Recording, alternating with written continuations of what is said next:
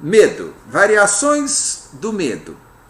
Ansiedade, apreensão, nervosismo, preocupação, inquietação, pavor, terror, fobia e pânico, né?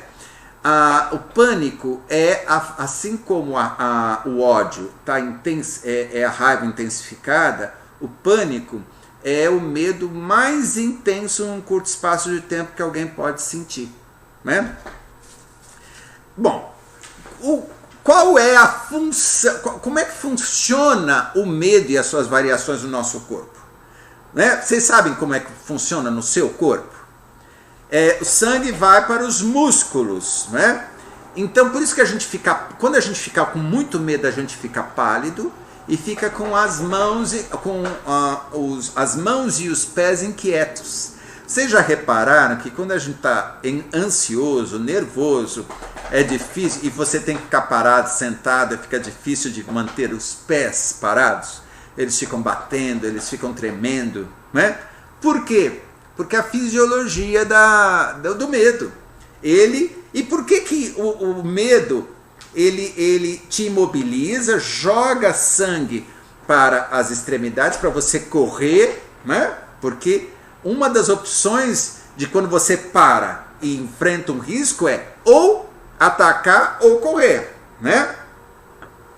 Deixa o corpo também totalmente em alerta. E essa que é a grande questão. O medo é uma emoção extremamente útil porque facilita a fuga, agir, fugir ou se esconder. Tornando o corpo inquieto, ele deixa pronto para agir. E tem uma outra característica. Quando você fica com medo de alguma coisa, você fixa a sua atenção naquela coisa. O que é uma coisa muito funcional e útil, por exemplo, se você está numa rua e de repente você vê uma pessoa que de repente vem com alguma coisa que parece uma arma. Se ela te assusta, você não percebe mais nada, você só percebe a pessoa, e a pessoa fica até maior. E aquele ponto que gerou a sua dúvida se ela está com uma arma ou não, você fica tão focado naquilo que tudo parece que aumenta de tamanho. Isso tem uma função útil, que é você prestar bastante atenção e ter uma reação diante daquele risco. Ótimo, mas e quando é ansiedade? Que a ansiedade é aquela medo na prospecção do futuro, de riscos futuros. Você começa a aumentar a sua percepção dos riscos futuros. Se a ansiedade é intensa e contínua, os problemas vão aumentando e a sua percepção deles vai ficando exagerada, como nós fizemos aí numa live anterior, né? A gente pega um problema real e torna aquilo uma tragédia, né? Porque a gente exagera, a gente começa a ter uma percepção e uma versão daquilo muito exagerada. Então, a ansiedade até um determinado ponto é muito boa, mas se ela é contínua, ela acaba distorcendo a nossa percepção dos riscos, né? E a grande questão, gente, como nós já falamos outras vezes, o que diferencia um medo saudável de um medo patológico? O medo funcional, o medo saudável nos protege. O medo patológico nos incapacita para a vida social, profissional e gera um sofrimento muito intenso. Não é? Você por exemplo, na pandemia aqui do coronavírus, você ter muito cuidado com higiene das suas mãos, do seu ambiente, de quando você vai entrar em contato com alguém que é grupo do risco, é um medo que é saudável, é um medo funcional. Se você começa a ter um medo, que você não quer sair de casa de jeito nenhum, nem quando você precisa ir no médico, quando você precisa ir ao mercado e quando você precisa ajudar alguém muito importante seu relacionamento, porque você fica em pânico de pegar e de transmitir. Aí, se você já está começando a ter muito medo de sair de casa, você está começando a gerar um medo que exagerado e que pode gerar até uma patologia, um transtorno de ansiedade.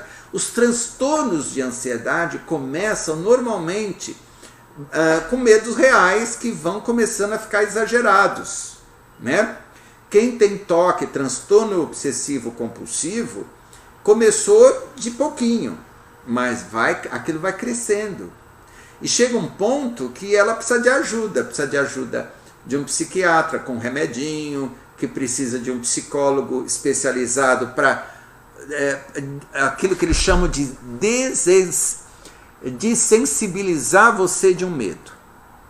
Porque quando o medo fica muito exagerado, muito disfuncional, você tem toda uma técnica que normalmente o pessoal da terapia cognitiva comportamental é bem nessa linha.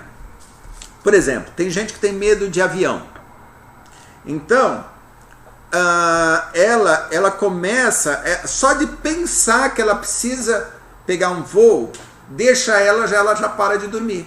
É um medo exagerado e disfuncional. Então, como é que você começa a lidar com esse medo?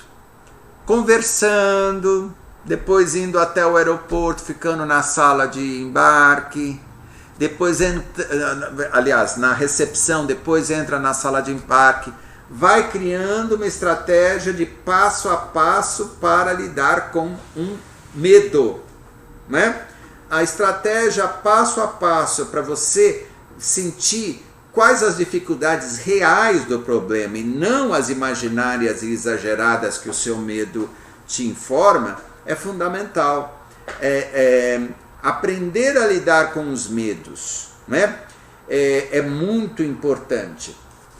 E o que é interessante, gente, é que o que eu tenho medo, os nossos medos raramente alguns são racionais, outros não, né? Eu tenho medo de andar à noite no centro de São Paulo. A maior parte das pessoas tem. Na prática, em estatística, o centro de São Paulo e a periferia de São Paulo tem taxas de criminalidade. Às vezes o centro ele é menos perigoso do que alguns bairros da periferia de São Paulo. Mas as pessoas têm mais medo de andar no centro, porque o centro tem uma fama pior. Mas não é fato. Eu morando aqui sei, pesquisei. Então nem sempre o nosso medo está ajustado à realidade. Buscar essa adequação da realidade com o tamanho do nosso medo é inteligência emocional.